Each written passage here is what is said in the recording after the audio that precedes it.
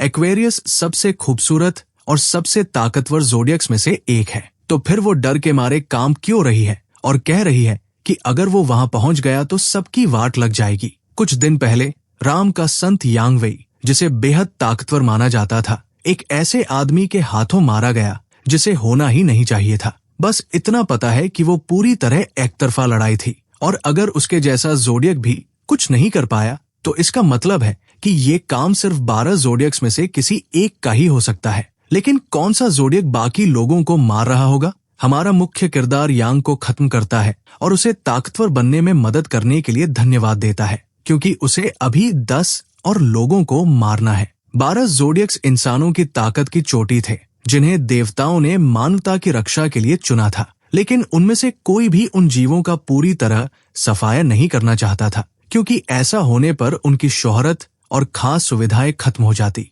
उनका प्लान हमेशा बस इतना करने का था कि काम चलता रहे। लेकिन उन 12 में एक ऐसा इंसान था जिसका प्लान अलग था। लेजेंड सबसे ज्यादा ताकतवर था, लड़ाई का दीवाना, जो इस सब का हमेशा के लिए अंत करना चाहता था। इसी वजह से जब ग्रुप सबसे मुश्किल मिशन क्रिम्सन आई के लिए इकट्ठा हुआ तो सब कांप उठे और कहने लगे कि ये नामुमकिन है। एक्वेरियस तो डर के मारे जमीन पर गिर गई और उसकी पैंटी तक गीली हो गई। वही ली जुन सीधे बॉस का सामना करता है और हमला करते हुए बैकअप मांगता है। लेकिन जब वो पीछे मुड़कर देखता है तो सब लोग भाग रहे होते हैं। बॉस का ध्यान भटकाने का कोई तरीका न होने की वजह से उसे अकेले ही उसका सामना करना पड़ा और इसी तरह अंतहीन लड़ाई शुरू हो गई। लेजेंड को अंदाजा नहीं था कि वहां कितनी बेहिसाब संख्या में जीव मौजूद है। समय लगातार बीतता गया। लड़ते हुए वो सोचता रहा कि क्या कोई कभी वापस आएगा भी या नहीं, कम से कम ये देखने के लिए कि वो जिंदा है या मर चुका है। कोई और रास्ता न होने की वजह से वो आगे बढ़ता रहा, यहाँ तक कि सबसे मुश्किल डंगन में 2 दशक फंसे रहने और एक हाथ गवा देने के बाद आखिरकार वो आखिरी मॉब तक पहुंच गया। लेकिन उसे खत्म करते ही पूरी जगह ढहने लगी। जिंदा दफन होते हुए उसने सोचा कि ये कितना कड़वा अंत है। जिन लोगों ने उसे धोखा दिया था वो शायद शानदार जिंदगी जी रहे होंगे, जबकि वो यहाँ अकेला मरने वाला था। और इसी के साथ लेजेंड की जिंदगी खत्म हो जाती है। शहर तबाह हो चुका है और हर तरफ आपदाओं का कहर है। 2 नौजवान अपनी जान बचाकर भाग रहे हैं। उनमें से एक चिल्लाता है, भागो, क्या मैंने तुम्हें नहीं कहा था कि उस तरफ मत जाना? दूसरा जवाब देता है, मुझे कैसे पता होता? आज तो सुरक्षित दिन होना चाहिए था। मैं कैसे जानता कि हाई लेवल कैलमिटी यहाँ जाएगी? सिंग वाला कुत्ते जैसा एक राक्षस और उसके साथ कई दूसरे जीव उनका पीछा कर रहे हैं। लड़कों में से एक रोने लगता है, अब तो हमारी खैर नहीं, भविष्य बताने वाले ने कहा था। आज मेरी मुलाकात एक अविश्वसनीय राक्षस से होगी। मुझे उसकी बात मान लेनी चाहिए थी। तभी उन जानवरों में से एक छलांग लगाकर उनके बीच आ गिरता है और दोनों अलग अलग दिशाओं में भाग जाते हैं। एक लड़का जमीन पर गिरकर रोने लगता है, जबकि दूसरा चारों तरफ से घिर जाता है और कहता है, धत तेरे की, अगर लिघम डेविल्स टावर से जिंदा लौट आया होता तो ऐसी चीज कोई समस्या ही नहीं होती। वो डेविल्स टावर की तरफ देखता है, वही टावर जिसमें लिघम बहुत समय पहले 12 संतों के साथ गया था। तभी उसके दरवाजे खुलने लगते हैं और उनके सामने एक विशाल रोशनी दिखाई देती है। अगले ही पल वो रोशनी हर तरफ फैल जाती है और पूरे इलाके में धमाके की तरह फूट पड़ती है। दोनों लड़के खुद को उस विस्फोट से बचाने की कोशिश करते हैं। थोड़ी देर बाद टावर के विस्फोट से हुआ नुकसान साफ दिखाई देने लगता है। अरे अभी क्या हुआ? मुझे नहीं पता, जिमी। ढहते हुए टावर से एक इंसान बाहर निकल रहा है। एक इंसान।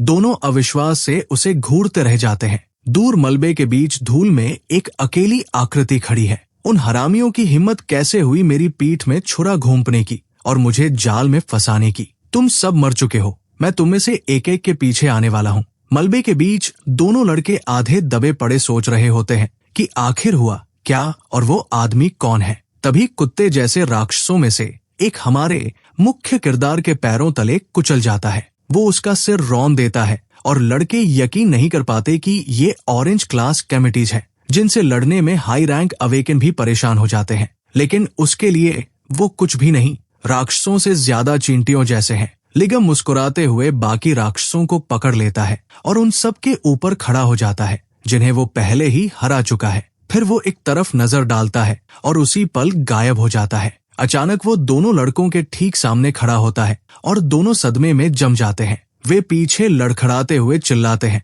रुको रुको, आप हम पर हमला क्यों कर रहे हैं? प्लीज हमें जाने दो। लिगम रुक जाता है। रुको, तुम इंसान हो? अच्छा, फिर अब रास्ता साफ है, सही? दोनों सिर्फ राहत की सांस ले पाते हैं। कौन? हम बच गए। क्या तुमने उस आदमी को टावर से निकलते देखा? क्या ये पागलपन नहीं है? दूसरा अपना सिर हिला देता है। तुम क्या बकवास कर रहे हो? उस टावर से कोई भी जिंदा बाहर नहीं आ सकता। शायद टावर गिरते वक्त कोई हादसा हुआ होगा और वो यहाँ आ गया होगा। लेकिन जैसे ही वे ये बातें कर रहे थे, उनके पीछे एक परछाई उठ खड़ी हुई। दोनों वहीं जम गए। एक और राक्षस उन्हें घूर रहा था। हमारा मुख्य किरदार बस उसकी तरफ मुड़ा, पूरी तरह शांत। उनमें से एक घबरा गया। नहीं, ऐसा नहीं हो सकता, वो वुल्फ बॉस है, जंगरन। वही दूसरी तरफ वो उस जानवर को ऐसे देख रहा था जैसे वो कुछ भी न हो। तभी राक्षस ने अपने मुंह में ऊर्जा इकट्ठा करनी शुरू कर दी। अगले ही पल उसने हमला छोड़ दिया। एक विशाल धमाका सीधा उनकी तरफ आया। दोनों लड़के बस खुद को बचाने की कोशिश कर सके।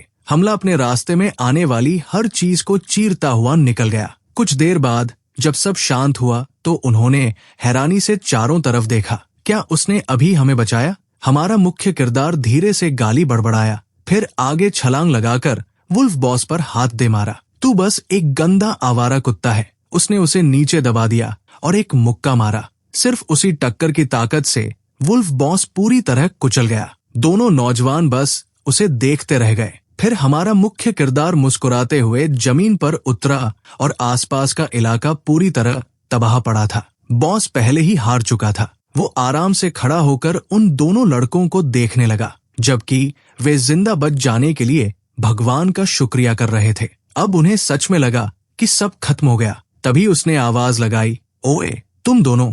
दोनों उछल पड़े और तुरंत बोले, जी सर, जी सर, जाकर मेरे लिए कुछ खाना खरीदो, मुझे बहुत भूख लगी है। दोनों बस उसे घूरते रह गए और वो थोड़ा असहज दिखा। ओह, और कपड़े भी, पहनने के लिए कुछ नया चाहिए। दृश्य बदलता है और अब वे एक छोटी सी दुकान के अंदर हैं। हमारा मुख्य किरदार प्लेट पर प्लेट खाना साफ करता जा रहा है, जबकि लड़के बिल देखकर हैरान है। उसने इतना खाना खा लिया जितना 10,000 रेस खर्च करके 120 लोगों को खिलाया जा सकता था। जब वे कहते हैं कि उनके पास ज्यादा पैसे नहीं है, तो वो खाली प्लेटों के ढेर को देखते हुए आराम से कहता है कि उसने तो खुद को रोका हुआ था। ऐसा रोकना भी पागलपन था। उनमें से एक बोल पड़ा, क्या मतलब खुद को रोका हुआ था? वो जवाब देता है, क्या तुम दोनों ने नहीं कहा था कि तुम्हारी जान बचाने के बाद मैं जो चाहूं वो दिलाओगे? फिर वो जोड़ता है, मेरे लिए एक और प्लेट ले आओ। दोनों घबराकर उसकी बात काट देते हैं और कहते हैं कि उनके पास और पैसे नहीं हैं। फिर उनमें से एक पूछता है,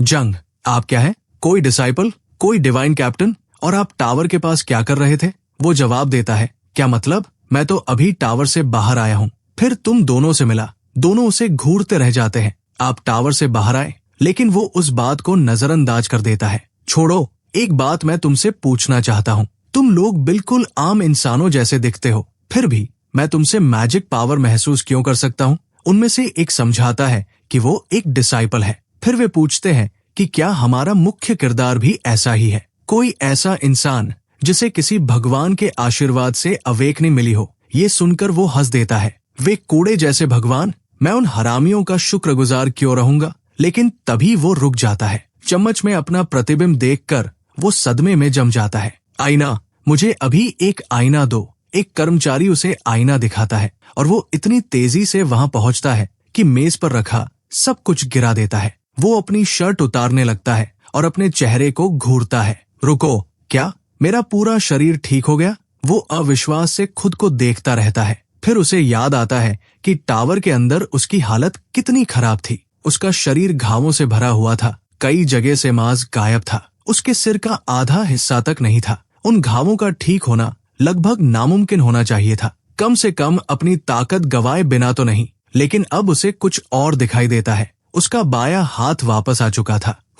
और मेरे हाथ पर ये अजीब निशान क्या है? वहां एक गोलाकार सांप का चिन्ह बना हुआ था। अचानक वो निशान तेज चमकने लगता है और उसके हाथ में इतनी भयानक पीड़ा दौड़ जाती है कि नसें उभर आती है और वो अपना हाथ पकड़ लेता है। तभी सिस्टम विंडो उसके सामने दिखाई देने लगती है। आपने मृत्यु का अनुभव किया है। आपने एक असंभव उपलब्धि हासिल की है। आपके पुराने स्टैट्स आपके नए शरीर में ट्रांसफर किए जाएंगे। टावर की सभी उपलब्धियां एक्सपी में बदली जाएंगी। आपने एक डिवाइन स्किल प्राप्त की है। आपकी पिछली जिंदगी की सभी यूनिक स्किल्स और ट्रेट्स विरासत में मिलकर परिवर्तित हो चुके हैं। अब आप फ्यूकस की शक्ति का उपयोग कर सकते हैं। हमारे मुख्य किरदार के पीछे एक सांप का चिन्ह दिखाई देता है, जबकि दर्द लगातार उसके शरीर को चीरता रहता है। फिर अचानक उसकी चेतना कही और बहने लगती है। वो अपने स्पिरिचुअल सी को अनगिनत आकाश गंगाओं के बीच तैरता हुआ देखता है और उसके सामने एक विशाल सांप उसे देख रहा होता है।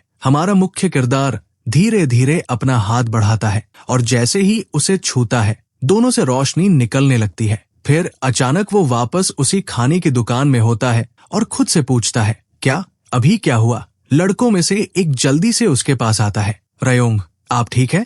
बस जानकारी के लिए, रयोंग वो नाम लगता है जिससे वे हमारे मुख्य किरदार को बुला रहे हैं, लेकिन उसका असली नाम लियोंग है। अभी भी सदमे में वो पूछता है, क्या तुम लोगों ने अभी वो सांप नहीं देखा? दोनों उलझन में पड़ जाते हैं। आप क्या बात कर रहे हैं? हमने कोई सांप नहीं देखा, हमने तो बस आपको खड़े होते देखा। फिर अपने कपड़े उतारना शुरू किया और आईने में खुद को घूरते हुए देखा। फिर आपने अपनी मुट्ठी पकड़ ली और किसी पागल इंसान की तरह चिल्लाने लगे। इसका मतलब दूसरे लोग उसे देख नहीं सकते। वो अपने हाथ को घूरते हुए यही सोचता रहता है। उधर लड़के उसे देखते रहते हैं और सोचते हैं कि जितनी देर वो उसे देखते हैं वो उतना ही अजीब लगता जा रहा है। तभी हमारे मुख्य किरदार को फिर वही ऊर्जा महसूस होती है और एक और सिस्टम विंडो उसके सामने दिखाई देती है। आप ऑफिस के मालिक बन गए हैं। उसके सामने और विंडो खुलने लगती है। लियोंग, देवताओं की 13वीं सीट ऑफ ऑफिस का मालिक। अवेकन नेम, वो व्यक्ति जो सारी सृष्टि को कुचल देता है। और भी विंडो उसकी क्षमताओं के बारे में बताती है। उनमें से एक कहती है, आपने फ्रैंक सुपर रिजेनरेशन प्राप्त किया है। आपके शरीर को हुआ कोई भी नुकसान पूरी तरह ठीक हो जाएगा। आपका शरीर नया कर दिया गया है। एक अस्थायी पेनल्टी लागू है। शारीरिक क्षमता 50% कम कर दी गई है। बाकी समय 10,032 घंटे। तो उसके शरीर में आया बदलाव इसी स्किल की वजह से था। उसने दूसरे संतों के पास कभी ऐसी कोई शक्ति नहीं देखी थी। सबसे बड़ी बात, उसे किसी भी भगवान की मौजूदगी महसूस नहीं हो रही थी। जो भी हुआ हो, उसका शरीर अब पूरी तरह ठीक हो चुका था, इसलिए कम से कम वो हिस्सा बुरा नहीं था। असली सवाल ये था कि अब उसे आगे क्या करना चाहिए। तभी उसे उन लोगों की याद आती है जिन्होंने उसे धक्का देकर छोड़ दिया था और बॉस के सामने मरने के लिए अकेला छोड़ दिया था। अब वो सिर्फ एक ही चीज चाहता था, उन सभी संतों को खत्म करना जिन्होंने उसकी पीठ में छुरा घूंपा था। सिर्फ ये सोचकर कि वो उन हरामियों के साथ क्या करेगा, वो उत्साहित हो जाता है। उसे देख रहा लड़का उसके चेहरे का भाव देखकर डर जाता है। फिर दृश्य बदलता है और विस्फोट वाली जगह दिखाई देती है जहां लोग तस्वीरें खींच रहे हैं, जबकि मेडिक्स और तमाशबीनों की भीड़ जमा है। कोई पूछता है, क्या ये सच है कि कभी न टूटने वाला डेविल्स टावर ढह गया? दूसरा जवाब देता है, हाँ, पूरी दुनिया इस खबर से पागल हो जाएगी। वो टावर इस जगह की पहचान था। फिर वे सोचने लगते हैं कि क्या ये लेगोल के अनुयायियों का काम था या फिर ऐसे डिसाइपल्स का जो दूसरे डिसाइपल से नफरत करते हैं। कोई पास पड़े राक्षसों की तरफ इशारा करता है। ऐसे जानवरों से लड़ने में हाई रैंक संतों को भी मुश्किल होती है। तो फिर इन्हें किसने मारा और डेविल्स टावर को किसने तबाह किया? तभी कोई पूछता है, क्या तुम्हें लगता है कि लियोंग बच गया और वापस आ गया? जवाब सीधा था, किसी को नहीं पता, लेकिन पूरी घटना कुछ गड़बड़ लग रही थी। इसके बाद दृश्य एक इमारत में बदल जाता है जहां प्रेस कॉन्फ्रेंस के लिए बड़ी भीड़ जमा है। कैमरों की फ्लैश चमक रही है और रिपोर्टर लगातार सवाल पूछ रहे हैं। यंगी, कृपया बताइए आपके हिसाब से क्या हुआ? क्या आपको लगता है कि लियोंग के बचने की कोई संभावना है? कहानी की शुरुआत में दिखा भारी शरीर वाला आदमी चुप रहता है और बस आसपास मौजूद लोगों को देखता रहता है। उसका नाम यांग वेई है, एरिज कॉन्स्टलेशन का संत। वो सिर्फ इतना कहता है, मुझे कोई टिप्पणी नहीं करनी। फिर वो बेचैन दिखते हुए वहां से चला जाता है, जबकि भीड़ लगातार जवाब मांगती रहती है। क्या मतलब आपको कोई टिप्पणी नहीं करनी? अगला दृश्य उसकी कार में पहुंचता है जहां वो गुस्से में चीजें तोड़ना शुरू कर देता है। धत तेरे की, लियोंग, लियोंग, लियोंग, लियोंग। हर कोई उसी हरामी के बारे में जानना चाहता है। आज मैंने उसका नाम कितनी बार सुन लिया। फिर वो सोचता है कि क्या लियोंग सच में जिंदा हो सकता है। उसे अतीत में हमारे मुख्य किरदार का टूटा फूटा शरीर याद आता है और वो खुद से पूछता है कि क्या कोई इंसान उस टावर के अंदर 20 साल तक जिंदा रह सकता है। नहीं, ये नामुमकिन होना चाहिए। वहां हजारों डेमोनिक बीस्ट रहे होंगे और उनमें से हर एक हाई रैंक का था। उनके लिए तो बिना उसके बाहर निकल आना ही किसी चमत्कार से कम नहीं था, जबकि उन्होंने स्कारलेट होरस को भी मार दिया था। तो फिर वो ऐसी जगह में जिंदा कैसे रह सकता था? उसकी अपनी शक्तियों के रिएक्शन से उसका शरीर पहले ही बुरी तरह क्षतिग्रस्त हो चुका था और उनकी तरह उसे कभी देवताओं की सुरक्षा भी नहीं मिली थी। लेकिन फिर अगर वो सच में वापस आ गया हो तो वो इस बारे में सोचना बंद करने की कोशिश करता है। लेकिन अगर लियोंग सच में लौट आया है तो फिर सब खत्म हो चुका है। दृश्य फिर हमारे मुख्य किरदार पर लौटता है जो एक फोन देख रहा है। जैसा मैंने सोचा था, शुरुआत में सबसे पहले उस हरामी को कुचल कर करूंगा। फिर कहानी एयरपोर्ट पहुंचती है। जैसे ही एक विमान उतरता है, एक आदमी उससे बाहर निकलता है और कोई उसका स्वागत करता है। स्वागत है। 12 कॉन्स्टलेशंस में से एक मिस्टर ह्यूगो ओटर से मिलना हमारे लिए सम्मान की बात है। ये वही सुनहरे बालों वाला आदमी है जो कहानी की शुरुआत में हमारे मुख्य किरदार के साथ फ्राइड चिकन खा रहा था। यहाँ वो पूरे स्टाइल में तैयार होकर आया है और एक बार फिर हमें बताया जाता है कि वो सैजिटेरियस कॉन्स्टलेशन का संत ह्यूगो ओटर है। वो पूछता है, प्रधानमंत्री कहाँ है? जवाब मिलता है, वो अपने निवास पर आपका इंतजार कर रहे हैं। आपकी गाड़ी उधर तैयार है। ठीक है, चलो। आसपास मौजूद लोग फुसफुसाने लगते हैं कि वो कितना शानदार दिखता है। उनके लिए यही एक सच्चे चुने हुए इंसान की पहचान थी। गाड़ी में बैठने के बाद ह्यूगो चुपचाप सोचता रहता है। तभी उसकी नजर अपने कांपते हुए फोन पर पड़ती है।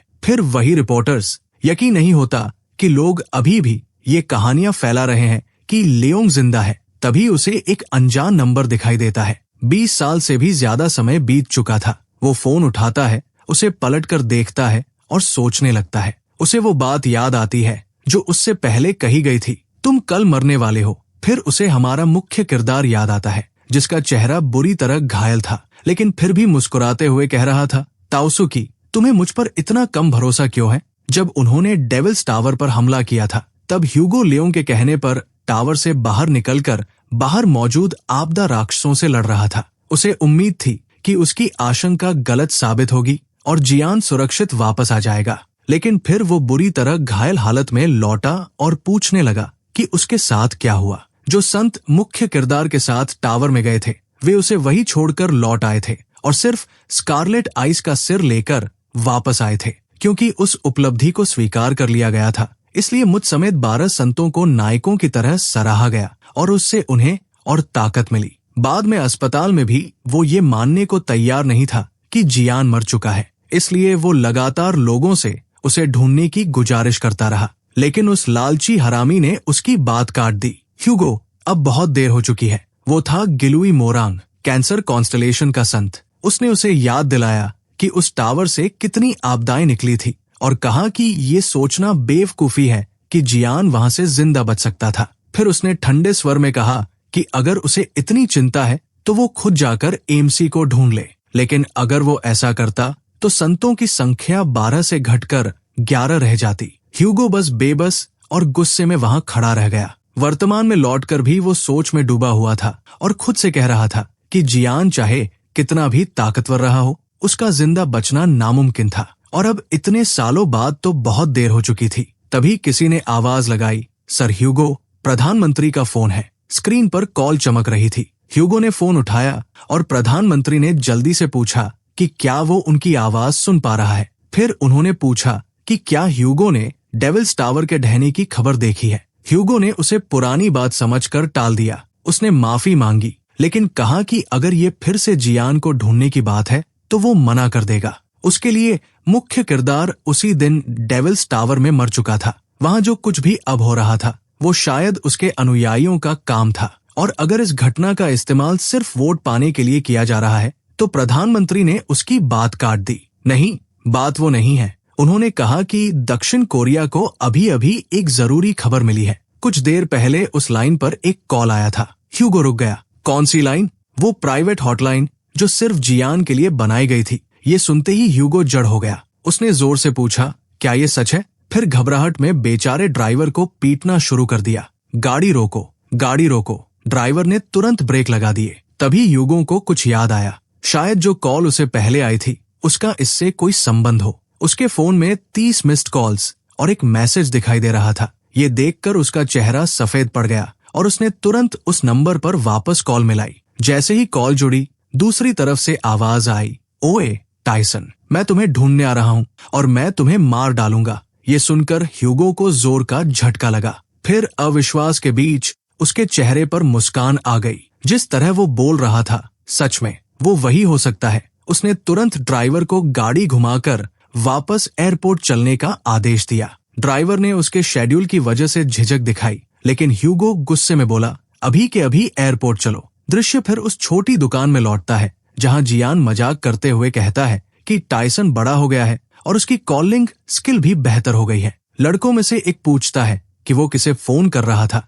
और वो आराम से जवाब देता है कि बस किसी आदमी को। फिर वो बताता है कि ये चीज सेल फोन कहलाती है और काफी दिलचस्प है। वो 2005 में टावर के अंदर गया था, इसलिए अगर अब 2025 चल रहा है तो दुनिया काफी बदल चुकी है। लड़का हैरान रह जाता है कि ये उसका पहली बार सेल फोन इस्तेमाल करना है। वो समझाता है कि इससे इंटरनेट चलाया जा सकता है और खबरें व वीडियो भी देखे जा सकते हैं। ये सुनकर जियान उत्साहित हो जाता है ताकि वो मुख्य किरदार के बारे में खबरें खोज सके, और हाँ, सबसे ज्यादा ट्रेंड होने वाली खबरें भी। स्क्रीन पर ढेर सारे आर्टिकल्स खुल जाते हैं। एमसी चुपचाप उन्हें पढ़ने लगता है, जबकि लड़का हैरानी से उसे देख रहा होता है। तभी जियान की नजर कमेंट्स पर पड़ती है। कुछ लोग कह रहे थे कि उसका वापस आना नामुमकिन है, जबकि दूसरे लोग दावा कर रहे थे कि अगर वो सच में लौट आया है तो वो पूरी दुनिया पर कब्जा करने लायक ताकत रखता है। एक और कमेंट करने वाला उसे कूड़ा कहता है और कहता है कि अगर वो भी 12 संतों जैसा है तो उसका कोई मतलब नहीं। इसके बाद रिप्लाई सेक्शन पूरी तरह गालियों और बहस से भर जाता है। कमेंट सेक्शन पूरी तरह अराजकता में बदल जाता है। मुख्य किरदार इतना गुस्सा हो जाता है कि वो लगभग फोन ही तोड़ देता है और बेचारा लड़का उससे विनती करने लगता है कि फोन मत तोड़िए। वो गुस्से से भरा हुआ था कि स्कारलेट आइस को मारने का श्रेय उन हरामियों को दिया जा रहा है। उस समय तो वे डर के मारे कांप रहे थे और अब सारी उपलब्धि अपने नाम करने की कोशिश कर रहे हैं। वो खुद को शांत करने की कोशिश करता है और कहता है कि इससे उसके लिए कुछ नहीं बदलता, लेकिन तभी उसे कुछ याद आता है। ये ख्याल आते ही वो अचानक रुक जाता है। वो और खोजबीन करता है और जियान की मौत के बाद क्या हुआ था इस पर एक खास रिपोर्ट ढूंढ लेता है। उस समय एमसी ने तय किया था कि अगर उसकी मौत हो जाए तो उसकी सारी संपत्ति अनाथालयों और स्कूल फाउंडेशनों को दान कर दी जाए। अब वो सोचता है कि क्या सच में ऐसा हुआ था,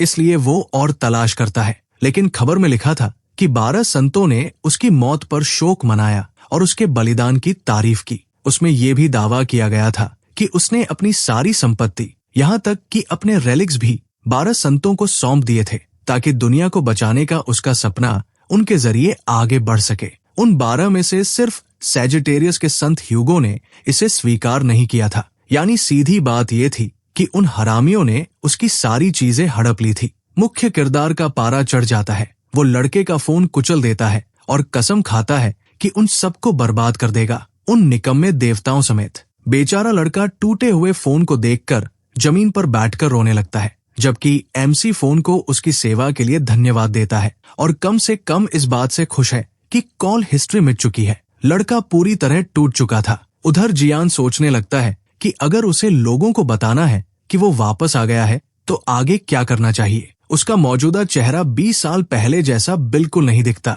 अगर वो लोगों से जाकर कहे भी कि वही जियान है तो सब उसे पागल समझेंगे। इसलिए जब तक वो एक एक संत से हिसाब नहीं चुकता कर लेता तब तक चुप रहना ही बेहतर था। लड़का अभी भी फोन के लिए रो रहा होता है कि तभी अचानक एक सिस्टम विंडो दिखाई देती है। उसमें चेतावनी दी जाती है, सावधान रहो, कोई तुम्हें देख रहा है। उसके आसपास लाल धुंध बनने लगती है और जियान तुरंत उस ऊर्जा को पहचान लेता है। जैसे ही वो उठता है, लड़का पूछता है, आप कहाँ जा रहे हैं? मुख्य किरदार बस इतना कहता है, थोड़ी ताजी हवा लेने बाहर जा रहा हूँ। बाहर पहुंचते ही अजीब जलते हुए बकरी जैसे जीव और उड़ने वाले राक्षस दिखाई देते हैं। वो उन्हें तुरंत पहचान लेता है। अवतार्स ये एरीज सैंक्चुरी के नौकर थे और सिस्टम भी इसकी पुष्टि कर देता है। अवतार्स एरीज के नाम पर एक बैरियर बना रहे थे जिससे दूसरी कॉन्स्टलेशंस का प्रभाव कमजोर हो रहा था। वे उससे ट्रिब्यूट चढ़ाने की मांग कर रहे थे। जियान जीभ चटकाता है। वे हरामी देवताओं की सेवा करते हैं, फिर भी कीमत इंसानों को चुकानी पड़ती है। वो अपनी उंगलियां चटकाता है और लड़ने के लिए तैयार हो जाता है, लेकिन तभी पास से किसी की शिकायत भरी आवाज आती है। लिगम, लिगम। सच में वो आदमी कह रहा था कि उसने जियान के बारे में इतनी कहानियां सुन ली है कि अब उसका नाम सुनकर ही सिर दर्द होने लगता है। वे एमसी की बुराई उसी के सामने कर रहे थे। उसके साथ मौजूद महिला भी बोल पड़ती है कि खबरों में भी बस उसी की बातें चलती रहती है और वो भी इससे तंग आ चुकी है। जियान बस उन्हें देखता रहता है। वो सोचता है कि मीडिया किसी ऐसे इंसान पर इतना ध्यान क्यों दे रही है जिसे अतीत का भूत माना जाता है। तभी उसकी नजर एक और चीज पर पड़ती है। उस आदमी की शर्ट पर एक बैज लगा हुआ था। दोनों लड़के उसे देखते ही पहचान लेते हैं। वे जेमिनी सैंक्चुअरी के लोग थे। लड़कों में से एक जल्दी से जियान को वापस आने के लिए कहता है और चेतावनी देता है कि उनसे पंगा मत लीजिए, लेकिन मुख्य किरदार लगातार उन्हें घूरता रहता है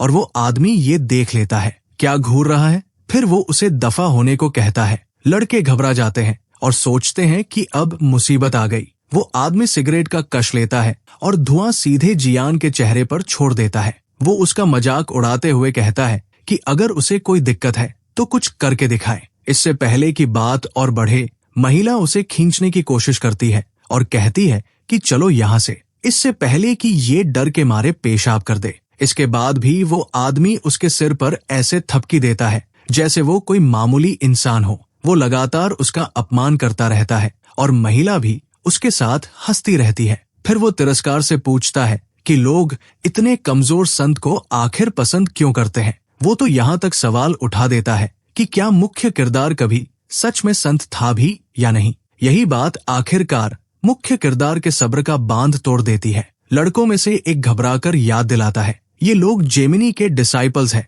वो भी ए रैंक से ऊपर वाले। लेकिन एमसी उसकी बात अनसुनी करके उन्हें कायर कह देता है। वो आदमी मुड़कर पूछता है, ये बात मेरे लिए कही थी? जियान उससे भी ज्यादा तीखा अपमानजनक जवाब देता है, जिससे साफ हो जाता है कि हाँ, बात उसी के लिए थी। तब वो आदमी सीधे उसके सामने आकर खड़ा हो जाता है और कहता है कि दोबारा बोल कर दिखाएं। उसे यकीन ही नहीं हो रहा था कि बिना किसी मना वाले एक आम इंसान की इतनी हिम्मत कैसे हो सकती है। जियान जवाब देने की भी जरूरत नहीं समझता। वो बस उसकी पेशानी पर उंगली से हल्का सा झटका मारता है। उसी एक झटके से वो आदमी बेहोश होकर दूर जा गिरता है। उसका शरीर जोरदार धमाके के साथ टकराता है और आसपास बड़ा विस्फोट हो जाता है। महिला सदमे में खड़ी रह जाती है। दोनों लड़के अपनी आंखों पर यकीन नहीं कर पाते कि उन्होंने अभी क्या देखा। जियान बस अपने सामने का नजारा देखकर मुस्कुरा देता है। अब वो महिला सच में डर चुकी थी। मुख्य किरदार उस महिला को टोकते हुए कहता है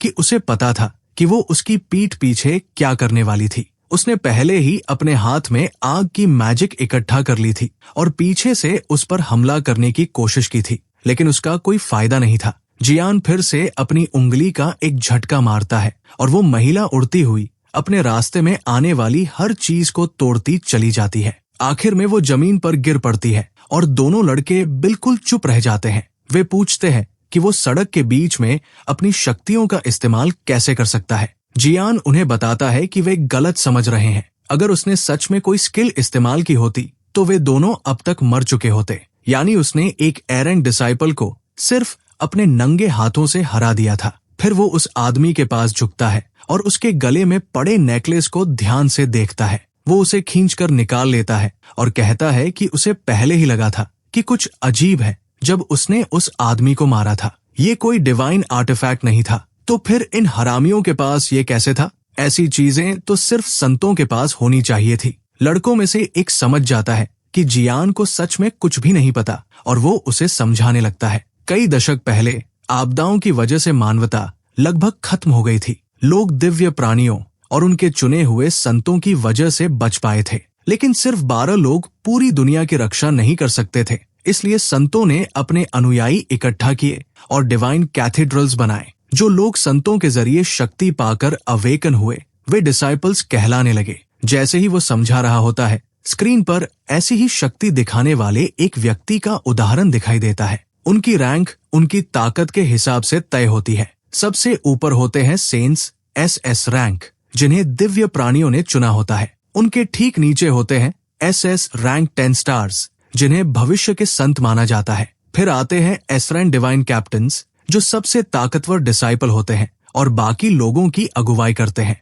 उसके बाद ए रैंक डिसाइपल्स, फिर बी रैंक और आगे की रैंकें आती हैं। दिव्य प्राणी अपने डिसाइपल्स की आस्था से और ताकतवर बनते हैं। इसी वजह से कैथीड्रल्स तरह तरह के इवेंट्स और प्रतियोगिताएं करवाते हैं ताकि ज्यादा से ज्यादा लोग उनके साथ जुड़े। जिन डिसाइपल्स को वे चुनते हैं उन्हें दिव्य प्राणियों की तरफ से खास उपहार भी मिलते हैं। समझाने के दौरान जियान आसपास रखे खजानों को देखता है। उसे एहसास होता है कि ये सब कुछ उन 20 सालों में हुआ जब वो गायब था। तभी कोई उसे आवाज देकर देखने को कहता है। जब एमसी मुड़ता है तो वे बकरी जैसे जीव फिर से दिखाई देते हैं। उसी समय सिस्टम भी उसे चेतावनी देता है। हाउस ऑफ रिचेस, ग्रीड और एरीज इस समय हो रही घटना का आनंद ले रहे हैं। वे चाहते हैं कि वो उस महिला और उस आदमी दोनों को मार दे। उन्हें खून चाहिए। वे ये भी वादा करते हैं कि अगर वो दोनों को खत्म कर दे तो उसे एक उपयोगी इनाम मिलेगा।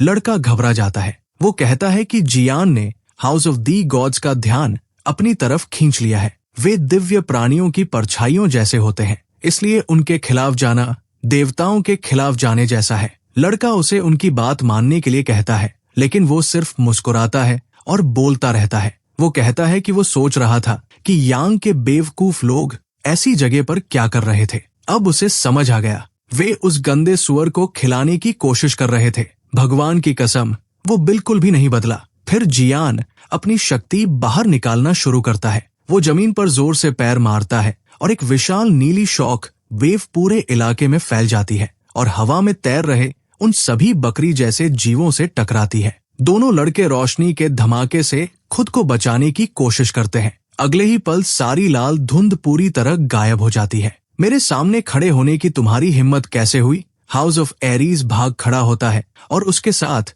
बैरियर भी गायब हो जाता है। वो ह्योंग बिल्कुल भी सामान्य नहीं है। फिर जियान जमीन पर पड़े उस गुंडे को उठाता है। वो पूछता है कि क्या वो आदमी सच में जेमिनी का डिसाइपल था। जवाब मिलता है, हाँ, वे देश के सबसे ताकतवर डिवाइन कैथेड्रल से जुड़े हुए हैं। वो एक खास समूह है जिसमें बहुत प्रभावशाली लोग शामिल हैं। जियान तुरंत असली मुद्दे पर आता है, तो इनके पास बहुत पैसा होगा, है ना? लड़का बस हैरानी से उसे देखता रह जाता है। आखिर उस आदमी ने जो कुछ भी पहना हुआ था सब बेहद महंगा था, इसलिए मुख्य किरदार सीधे कहता है, अब लूटपाट का समय है। और उसके लिए लूटपाट सबसे मजेदार हिस्सा था। उस रात बाद में वे आखिरकार अपने ठिकाने पर पहुंच जाते हैं और एमसी बड़बड़ाता है कि आज का दिन खत्म ही नहीं हो रहा था। लड़के उसे बताने लगते हैं कि वे कहाँ रहते हैं। एक अपने दूसरे मंजिल वाले अपार्टमेंट की तरफ इशारा करता है, जबकि दूसरा कहता है कि वो अगली गली में रहता है। वे जियान को उनकी जान बचाने और उन्हें सुरक्षित घर पहुंचाने के लिए धन्यवाद देते हैं। फिर दोनों वही खड़े रह जाते हैं। जियान जम्हाई लेते हुए पूछता है, तुम लोग अंदर नहीं जा रहे? वो थक चुका था और बिल्कुल मजाक नहीं कर रहा था। अगले ही पल वे सब अंदर होते हैं। जियान अपनी शर्ट उतारता है और अपने बाल काटने लगता है। जब वो खत्म करता है तो कहता है, अब सही लग रहा है। अब उसका स्टाइल वापस आ गया था। लड़का उसे अंगूठा दिखाकर प्रभावित होते हुए पूछता है, क्या आपने सच में खुद ही अपने बाल काटे हैं? मुख्य किरदार थोड़ा शर्मिंदा हो जाता है। वो समझाता है कि पहले उसकी शक्तियों के साइड इफेक्ट्स की वजह से उसके सिर का हर एक बाल बहुत कीमती हुआ करता था। पहले तो तेज हवा चलने भर से उसके बाल लगभग झड़ जाया करते थे। ये सोचकर उसे अपनी पुरानी हालत याद आ जाती है, जब वो आधा गंजा और पूरी तरह टूटा हुआ दिखता था। अब उसे अपनी किस्मत पर यकीन ही नहीं हो रहा था। उसके बाल तक फिर से सामान्य हो गए थे। तभी वो अचानक रुक जाता है। इस घर के अंदर कैलमिटी क्यों है? वो तुरंत उस छोटे से कीड़े को थप्पड़ मार देता है। वो धूल बनकर बिखर जाता है और लड़का घबरा जाता है। आमतौर पर प्रोफेशनल लोग भी ऐसे जीव को नंगे हाथों से नहीं मार सकते थे, लेकिन वो सिर्फ एक नहीं था, और भी आने लगते हैं। और जियान सोचता है कि आखिर इन चीजों को उसमें ऐसा क्या दिखाई दे रहा है। कोई पूछता है कि क्या उसके शरीर से ऐसी कोई आभा निकल रही है जो कैलमिटीज को आकर्षित करती है। एमसी तुरंत इस बात को नकार देता है। आमतौर पर इसका मतलब होता है कि घर के अंदर कोई ऐसी चीज है जो उन्हें खींच रही है। लड़का उसकी तरफ देखने लगता है। जियान कहता है कि शायद इसकी वजह घर में रखे बुरे रेलिक्स है। लड़का बहस करता है कि वो सब एक संत की तरफ से मिले हुए उपहार है। भले ही वे उसके अपने न हों, फिर भी वे आशीर्वाद वाली चीजें हैं। जवाब में जियान वही एक को तोड़ देता है। लड़का मायूसी में जमीन पर गिर पड़ता है, जबकि मुख्य किरदार उसे घिनौनी चीज कहता है। फिर वो एक एक करके सब चीजों की तरफ इशारा करता है। ये मास्क एक डिवाइन रेलिक है जिसका इस्तेमाल उसके मालिक पर नजर रखने के लिए किया जाता है। ये म्यूजिक बॉक्स लोगों की निजी जानकारी चुराता है और ये घड़ी कैमिटीज को आकर्षित करती है। बेचारा लड़का पूरी तरह टूट जाता है। जियान का गुस्सा और बढ़ जाता है। उन सड़े हुए संतों ने सिर्फ उसका पैसा ही नहीं चुराया था, बल्कि लोगों को शापित रेलिक्स बेच रहे थे और उनकी जानकारी भी चुरा रहे थे। सिर्फ ये सोचकर ही उसे गुस्सा आने लगता है। एमसी के गुस्से से हैरान लड़के को वो आदेश देता है कि ये सारी चीजें फेंक दे, लेकिन बाहर कोई आ चुका होता है और ये सारी चिल्लाहट सुन लेता है। अंदर जियान खड़ा होता है, जबकि लड़का रोते हुए उससे चिपका हुआ होता है। नया आया व्यक्ति अंदर आता है और चारों तरफ देखकर पूरी तरह उलझ जाता है। वो पूछता है कि ये कौन है और घबराया हुआ लड़का जल्दी से बोल पड़ता है, सूंघ जाओ। ये सुनते ही वो आदमी भड़क जाता है। वो झल्लाकर कहता है कि बेवकूफ, वो इस घर का मालिक है और अपनी शक्ति छोड़ना शुरू कर देता है। इसके बाद कहानी यांग के निवास पर मौजूद एरीज सैंक्चुअरी में पहुंचती है। उसे ये सुनकर झटका लगता है कि कोरिया के अवतार्स गायब हो गए हैं। रिपोर्ट में बताया जाता है कि पूरी कोरियन शाखा में अफरातफरी मची हुई है। यांग को यकीन नहीं होता। अवतार्स देवताओं के सीधे सेवक होते हैं। केवल कोई बेहद ताकतवर अवेकन ही उन्हें पीछे हटने पर मजबूर कर सकता है। इसलिए वो अपने आदमियों को आदेश देता है कि दूसरे संतों से संपर्क करें और पूछें कि क्या उनका इसमें कोई हाथ है। वे आदेश मान लेते हैं, लेकिन बताते हैं कि वे अब तक ह्यूगो की सैंक्चुअरी से संपर्क नहीं कर पाए हैं। यांग इसे नजरअंदाज करते हुए कहता है कि ह्यूगो शायद फिर से यूके में भाड़े के सैनिक का काम करने चला गया होगा। लेकिन फिर उसे बताया जाता है कि यूके पहुंचते ही ह्यूगो ने अपना रास्ता बदल लिया था। ये सुनकर यांग पूछता है, वो कहाँ गया? जवाब मिलता है, कोरिया। ये सुनते ही यांग बेचैन होने लगता है। ह्यूगो कभी जियान का बहुत करीबी दोस्त हुआ करता था, इसलिए यांग सोचने लगता है कि कहीं इसका संबंध उन अफवाहों से तो नहीं है कि मुख्य किरदार जिंदा बच गया था। उसे अतीत का वो भयानक रूप से घायल एमसी याद आता है। क्या वो सच में वापस आ गया?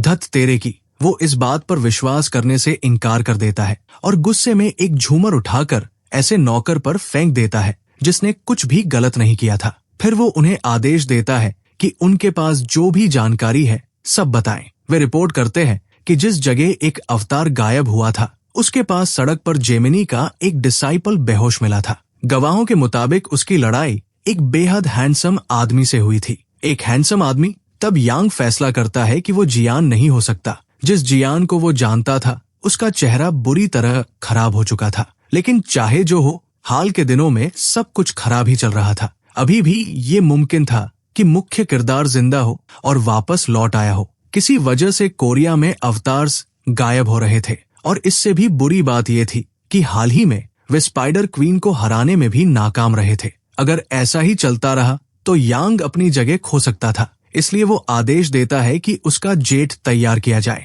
लोग पूछते हैं कि क्या वो खुद जाने वाला है। वो कहता है हाँ, उसे अपनी आंखों से सब देखना है। इसलिए वो अपने आदमियों के साथ निकल पड़ता है। दृश्य फिर कोरिया लौटता है, जेमिनी से जुड़े एक अस्पताल में। वो आदमी जिसने पहले जियान से पंगा लिया था अब भी बेहोश पड़ा है। एक गुस्से से भरा बूढ़ा आदमी मांग करता है कि उसे बताया जाए कि उसके पोते की ये हालत किसने की। वो गुंडा अस्पताल के बिस्तर पर पड़ा हुआ है, जबकि कोई कहता है कि चिंता मत कीजिए, इसी वजह से जेमिनी सैंक्चुअरी ने अपने अध्यक्ष को भेजा है। वो है S class Gemini knight frozen मुंगहुन। वापस अपार्टमेंट में नया आया आदमी पूछता है कि क्या वे आज डेविल्स टावर के पास जियान से मिले थे। वो सुनता है कि एमसी ने बिना किसी हथियार के अकेले सारी कैमिटीज का सामना किया था और लड़का घबराते हुए बार बार हाँ में सिर हिलाता रहता है। फिर अगला सवाल आता है, क्या उसने सच में एक ए क्लास को भी बेहोश कर दिया था? लड़का इस बात की भी पुष्टि कर देता है।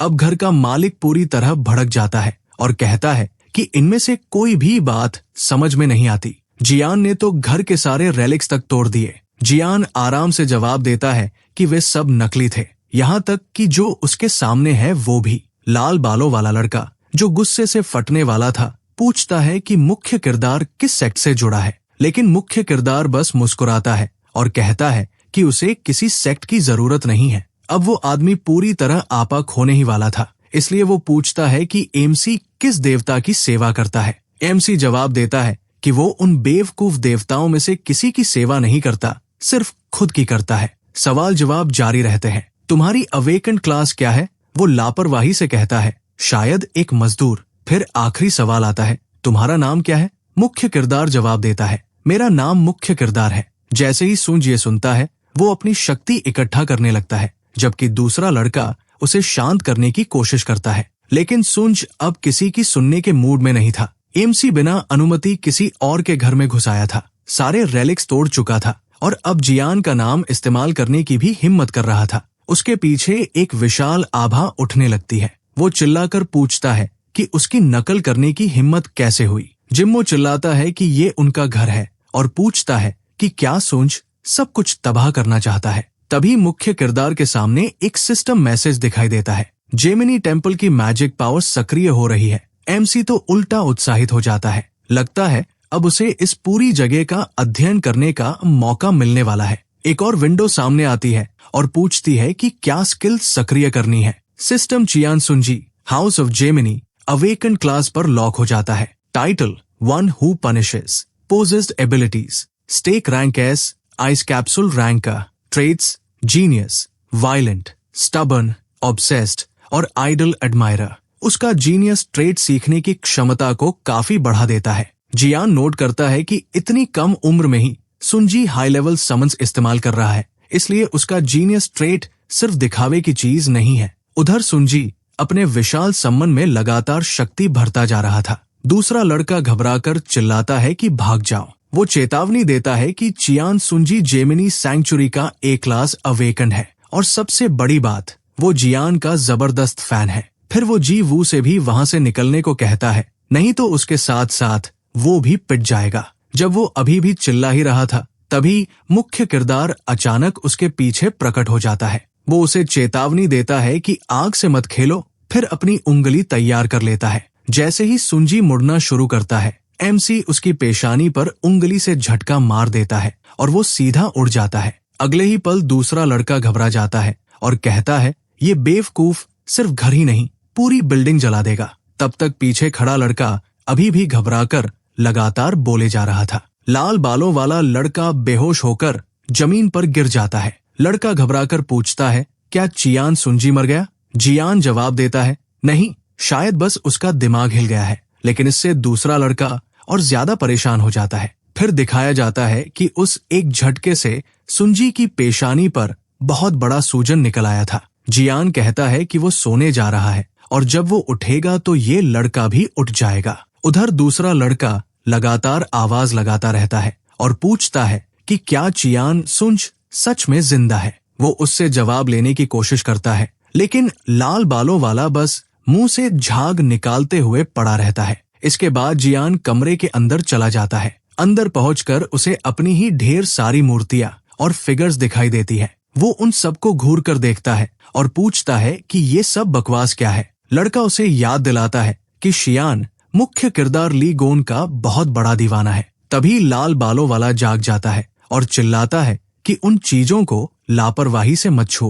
वो उसकी कीमती ली गोन कलेक्शन है, जिसकी कीमत उसके लिए उसकी जान से भी ज्यादा है। एमसी एक फिगर के पास जाता है, उसका सिर तोड़ देता है और कहता है, ये देखकर मुझे बहुत बुरा लग रहा है। फिर वो कहता है, इन सब के सिर भी तोड़ देने चाहिए। ये सुनकर वो लड़का सदमे में जम जाता है। लाल बालों वाला अपनी फिगर्स के लिए चीखने लगता है और उससे रुकने की भीख मांगता है, लेकिन मुख्य किरदार लगातार उन्हें तोड़ता रहता है। वो कहता है कि वो पहले ही बता चुका है कि वो कोई पागल आदमी नहीं है, वो ली गोन है। बेचारा कलेक्टर पूरी तरह टूट जाता है और रोने लगता है। इसके बाद दृश्य एक कैफे में बदल जाता है, जहां कोई खबरें देख रहा होता है। रिपोर्ट में बताया जाता है कि कल जेमिनी से जुड़े 2 लोगों पर एक अज्ञात व्यक्ति ने हमला किया था। गवाहों का ये भी कहना है कि आरोपी उनके सामान भी लूट कर ले गया। ये रिपोर्ट देखने वाला ह्यूगो था। वो तुरंत कहता है, ये जरूर गोन का काम है। फिर वो सोचने लगता है कि वो बेवकूफ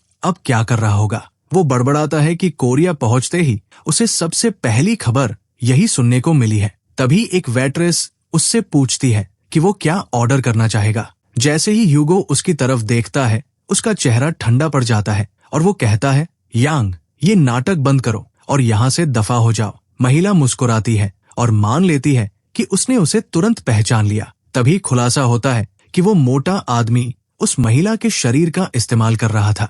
वो कहता है कि वो ह्यूगो से संपर्क नहीं कर पाया और जिस तेजी से वो कोरिया आया है, उससे साफ है कि उसे ली गोन की बहुत परवाह है। सिर्फ इससे ही उसे काफी कुछ समझ आ गया। इसलिए वो ह्यूगो से मांग करता है कि वो एमसी के बारे में जो कुछ भी जानता है सब बता दे। ह्यूगो तुरंत पलटकर जवाब देता है कि इसी वजह से उसे उसके जैसे बॉडी पोजेसर से नफरत है और उसे एक झटका देता है। उसी पल वो महिला फिर से होश में आ जाती है। हैरान होकर वो पूछती है कि वो वहाँ क्या कर रही है। ह्यूगो यांग वे की इन बेवकूफी भरी चालों को कोसता है और कहता है कि उसे बाकी लोगों से पहले गोन को ढूंढना होगा। वो उसे आवाज लगाते हुए पूछता है कि वो कहाँ है। फिर सीन एक सुपरमार्केट में चला जाता है। लाल बालों वाला लड़का और दूसरा लड़का खरीदारी कर रहे होते हैं। दूसरा लड़का कहता है कि ह्यूंग शायद सच में वही प्रोटैगनिस्ट हो सकता है। लाल बालों वाला कहता है कि ऐसा हो ही नहीं सकता, दोनों बिल्कुल एक जैसे नहीं दिखते।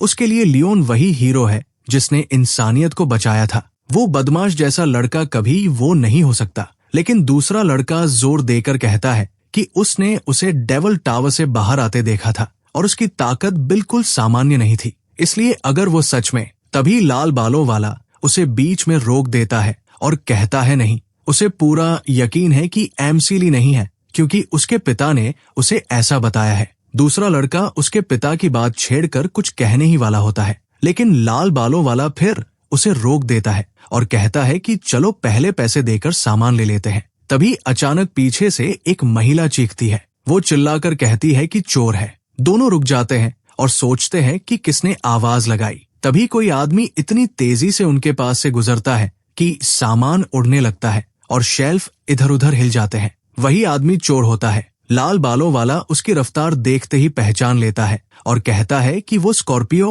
अफिलिएट है। वो अपनी शक्ति का इस्तेमाल करके सुपरमार्केट में मौजूद लोगों के बटुए और कीमती सामान चुरा रहा है। वो आदमी धुंधली परछाई की तरह पूरे स्टोर में दौड़ता फिरता है और जगह को साफ कर देता है। ऐसा करते हुए वो सोचता है कि उसकी इस रफ्तार पर कोई उसे रोक नहीं सकता। अगर दूसरे एफिलिएट्स भी आसपास हुए तो भी कोई फर्क नहीं पड़ेगा। वो कहता है कि वो अपनी जरूरत का ज्यादातर सामान ले चुका है और अब अगली जगह जाने वाला है। तभी अचानक धड़ाम उसकी पसलियों पर जोरदार मुक्का पड़ता है। सामने हमेशा की तरह शांत खड़ा जियान होता है जो कहता है कि उसने उसे पकड़ लिया। चोर हैरान रह जाता है और दूसरा लड़का तुरंत पूछ बैठता है कि वो यहाँ क्यों है। प्रोटैगनिस्ट आराम से कहता है कि वो इसलिए आया क्योंकि वो उनसे चिकन खरीदने के लिए कहना भूल गया था। चोर दर्द से तड़पते हुए जमीन पर गिर जाता है, जबकि पास खड़ा कोई व्यक्ति कहता है कि जियान काफी प्रभावशाली है। स्कॉर्पियो एफिलिएट्स को पकड़ना मुश्किल होता है क्योंकि वे बहुत तेज होते हैं। फिर भी उसकी ऊर्जा देखकर वे मान लेते हैं कि वो सिर्फ एक साधारण बिलीवर है। इसलिए वे उसे कहते हैं कि अगली बार पहले पुलिस को खबर करनी चाहिए। वो घमंडी आदमी कुछ समझ पाता उससे पहले ही किसी चीज ने उसका ध्यान खींच लिया। वो मुड़कर देखता है और पूरा सुपरमार्केट कांपने लगता है। चोर घबरा जाता है और सोचता है कि क्या भूकंप आ गया है। फिर वो तय करता है कि ये उसके लिए बिल्कुल सही मौका है। वो इस अफरातफरी का फायदा उठाकर भाग जाएगा और तुरंत दौड़ पड़ता है। दौड़ते हुए वो सोचता है कि उसे यकीन था कि उस अजीब आदमी ने उसका काम तमाम कर दिया था, लेकिन इस भूकंप ने उसे भागने का मौका दे दिया। तभी उसके सामने की जमीन फट जाती है और उसमें से एक विशाल कनखजूरा निकल आता है। चोर वही जम जाता है और समझ जाता है कि ये एक कैलामिटी है। उसे यकीन नहीं होता कि एक कैलामिटी ग्रीन जोन में दिखाई दे सकती है। वो खुद को कोसता है और कहता है कि उसे इसमें फंसने से पहले ही भाग जाना चाहिए था। फिर भी वो भागने की कोशिश करता है और सोचता है कि चाहे वो कितना भी ताकतवर हो, उसकी रफ्तार के सामने उसे पकड़ नहीं सकता। लेकिन जब वो मुस्कुरा ही रहा होता है, तभी वह राक्षस अपना विशाल मुंह खोलकर उसकी तरफ झपटता है। आगे क्या हुआ इसका अंदाजा लगाना मुश्किल नहीं है। इसके बाद आखिरकार उस जीव की पूरी शक्ल दिखाई जाती है। ये वही राक्षस है जिसके बारे में मोटे आदमी ने कहा था कि वे उसे पकड़ने में नाकाम रहे थे। वो वहां मौजूद सभी लोगों को शिकार की तरह घूरता है और पूरे सुपरमार्केट में दहशत फैल जाती है। वो राक्षस अपनी ठंडी और जानलेवा नजरों से सबको देखता रहता है। तभी एक घोषणा होती है कि ये कोई अभ्यास नहीं है। लोग और ज्यादा घबरा जाते हैं क्योंकि दूसरी आवाज बताती है कि सुपरमार्केट के अंदर कैलेमिटी इवेंट शुरू हो गया है। अंदर अभी भी आम लोग फंसे हुए हैं, इसलिए सभी को जितनी जल्दी हो सके बाहर निकलने का आदेश दिया जाता है। क्वीन स्पाइडर के प्रकट होने की वजह से सुपरमार्केट का खतरे का स्तर अब रेड जोन कर दिया गया है। इसके बाद वह राक्षस अपने शरीर से कई छोटे जीव छोड़ता है। कुछ मक्खियों जैसे होते हैं और कुछ कनखजूरों जैसे जो तेजी से दौड़ने लगते हैं। एक छोटा बच्चा पीछे छूट जाता है और रोने लगता है। तभी एक राक्षस उसे पकड़ने के लिए उसकी तरफ बढ़ता है, लेकिन तभी अचानक हरी रोशनी चमकती है और जियान उस राक्षस को एक तरफ उड़ा देता है। वो उसे एक जोरदार मुक्के से मारता है, जबकि बच्चा हैरानी से पीछे मुड़कर देखता है। एमसी पूछता है कि बच्चा ठीक है या नहीं और उसे ज्यादा सावधान रहने के लिए कहता है, लेकिन जैसे ही लड़का उसका चेहरा ठीक से देखता है वो बुरी तरह घबरा जाता है और धन्यवाद तक कहे बिना वहां से भाग जाता है। जियान थोड़ा हैरान होकर वही खड़ा रह जाता है। फिर भी वो सोचता है कि बच्चा ठीक लग रहा है। इसके बाद वो सोचता है कि आखिर ये कैसा सुपरमार्केट है जहां लोगों से ज्यादा कैलेमिटीज है। इतने समय बाद वापस आने पर वो तय करता है कि अब थोड़ा वार्म अप कर लेना चाहिए और अपना हथियार निकालने लगता है। लेकिन तभी सीन एक तेज रफ्तार कार की तरफ कट हो जाता है और उसके अंदर बैठा मोटा आदमी ये खबर सुनता है कि बुशोन के एक मार्केट में कैलामिटी दिखाई दी है। शुरुआत में वो कहता है कि उसे इससे कोई फर्क नहीं पड़ता, फिर पूछता है कि किस तरह की कैलामिटी है। जब उसे बताया जाता है कि वो क्वीन स्पाइडर है तो वो पूरी तरह चौंक जाता है। वो गाली देते हुए कहता है कि पिछली रेड में वे असफल हो गए थे और बड़ी मुश्किल से उसे सील कर पाए थे। अब वो सोचता है कि क्या वो वहां से निकल आई है और मानता है कि वो अकेले एक रेड क्लास कैलेमिटी का सामना नहीं कर सकता। इसके बाद बताया जाता है कि कैलेमिटीज के आने के बाद इंसानों ने उन्हें 6 खतरे के स्तरों में बांट दिया था। ब्लू का मतलब कम खतरा है, ग्रीन का मतलब सुरक्षित है, येलो का मतलब सतर्क रहना है, ऑरेंज का मतलब है कि खतरा बढ़ रहा है और लोगों को वहां से निकलना चाहिए, रेड का मतलब है कि इलाके पर कैलेमिटीज का कब्जा हो चुका है, ब्लैक का मतलब है कि इंसानों का बचना नामुमकिन है। इसलिए अगर क्वीन स्पाइडर वहां दिखाई दी है तो वो मार्केट अब रेड जोन बन चुका होगा। फिर ड्राइवर यांगवेई से पूछता है कि मार्केट के बारे में उन्हें क्या करना चाहिए। वो कुछ देर सोचता है और कहता है कि सब कुछ दफना दो। ड्राइवर हैरान होकर उससे दोबारा कहने को कहता है। यांगवेई कहता है कि किसी को भी सच का पता नहीं चलना चाहिए। अगर लोगों को पता चल गया कि उनकी नाकाम रेड को छिपाने की वजह से और ज्यादा नुकसान हुआ है तो बहुत बड़ा बवाल खड़ा हो जाएगा। इसलिए वो आदेश देता है कि सबको बता दिया जाए कि अंदर मौजूद सभी लोग मर चुके हैं और एफिलिएट्स को भेजकर पूरी बिल्डिंग को दफना दिया जाए। इसके बाद सीन फिर सुपरमार्केट में लौटता है जहां राक्षस हर तरफ तबाही मचा रहे होते हैं। एक गंजा आदमी उन कीड़ों को कोसता है और आइस प्रिजन का इस्तेमाल करता है जिससे उसके आसपास के कीड़े और राक्षस बर्फ में जम जाते हैं। हमला करते हुए वो कहता है कि उन्हें किसी एस रैंक को कम नहीं समझना चाहिए। सच में ऐसा लगता है कि यही गंजा आदमी वो व्यक्ति हो सकता है जिसे बूढ़े आदमी ने जियान के पीछे भेजा था। लेकिन राक्षसों के जम जाने के बावजूद वे बर्फ तोड़ देते हैं और फिर से हमला कर देते हैं। गंजा आदमी हैरान रह जाता है कि उन्होंने उसकी आइस मैजिक इतनी आसानी से तोड़ दी। तभी जियान हाथ में कई कैन लिए उसके सामने आकर खड़ा हो जाता है और कहता है कि एक तरफ हट जाओ। गंजे आदमी को पता तक नहीं चलता कि वो वहां कब पहुंच गया। प्रोटैगनिस्ट राक्षसों को देखकर कहता है कि लगता है ये इतने भूखे हैं कि अब इंसानों को खाने का फैसला कर चुके हैं। फिर वो अपने हाथ में पकड़े कैनों में से एक को हवा में उछाल देता है। वो उसे तेज रफ्तार से पकड़ता है और मुस्कुराता है, इसे खाओ। इसके बाद वो कैनों को राक्षसों की तरफ फेंकना शुरू कर देता है और हर बार जोरदार लगता है। सारे राक्षस एक साथ चीख उठते हैं। उनमें से एक सीधा 2 हिस्सों में कट जाता है और जियान बाकी को भी बिना किसी परेशानी के खत्म कर देता है। तुम लोग सच में मुझ पर दान दिखाने की सोच रहे हो, कूड़े के ढेर। पागलों की तरह मुस्कुराते हुए वो एक एक करके पूरे मार्केट के रास्तों को साफ कर देता है। तुम जैसे कमजोर लोगों को अपनी औकात पता होनी चाहिए। जेमिनी एफिलिएट्स बस खड़े होकर देखते रह जाते हैं क्योंकि जियान उन्हें कितनी तेजी से खत्म कर रहा है, ये देखकर वे दंग रह जाते हैं। तभी उसके पास सिस्टम दिखाई देता है। आपने कैलेमिटीज को हराया है, आपका ज़ोडिएक एक्सपीरियंस बढ़ गया है, आपको प्रोडक्शन के लिए नए मटेरियल्स मिले हैं। मटेरियल्स? ये सिस्टम आखिर क्या कह रहा है? तभी एमसी के हाथ में एक छोटा क्रिस्टल दिखाई देता है और सिस्टम समझाता है कि इकट्ठा किए गए मटेरियल से वो स्किल्स और रेलिक्स बना सकता है। प्रोडक्शन स्किल में भी बदलाव हो गया है। जियान सोचता है कि वो इसे बाद में आजमाएगा। अभी के लिए इस तरह लड़ना उसे बिल्कुल बुरा नहीं लग रहा, जबकि रिकवरी पेनल्टी की वजह से उसकी फिजिकल एबिलिटी सिर्फ 50% रह गई है। शायद अब वो पहले से भी ज्यादा ताकत निकाल सके। दूसरी तरफ गंजा आदमी जियान को अविश्वास से देखता रहता है। उसे यकीन नहीं होता कि जिन एस रैंक कैलेमिटीज को वो रोक भी नहीं पाया, उन्हें जियान ने इतनी आसानी से मिटा दिया। तभी प्रोटैगनिस्ट सनज से बात करता है। हाँ, तुम्हें ये कब मिला? प्रोटैगनिस्ट उसे वो डैगर दिखाता है जो उसने उनके ठिकाने से लिया था और लड़का वही रुक जाता है। आखिर ये आदमी आया कहाँ से है? एमसी पूरी तरह शांत रहता है, लेकिन तभी गंजा आदमी बोल पड़ता है, अरे मुझे पहले से लग रहा था कि कुछ गड़बड़ है, तो एफिलिएट्स पर हमला करने वाला तुम ही हो। ये सुनकर जियान एक पल के लिए रुक जाता है। उसे वे 2 बेवकूफ याद आते हैं जिन्हें उसने पहले पीटा था। फिर भी प्रोटैगनिस्ट बस उसे चुप रहने को कहता है और उसके गाल पर थप्पड़ मार देता है।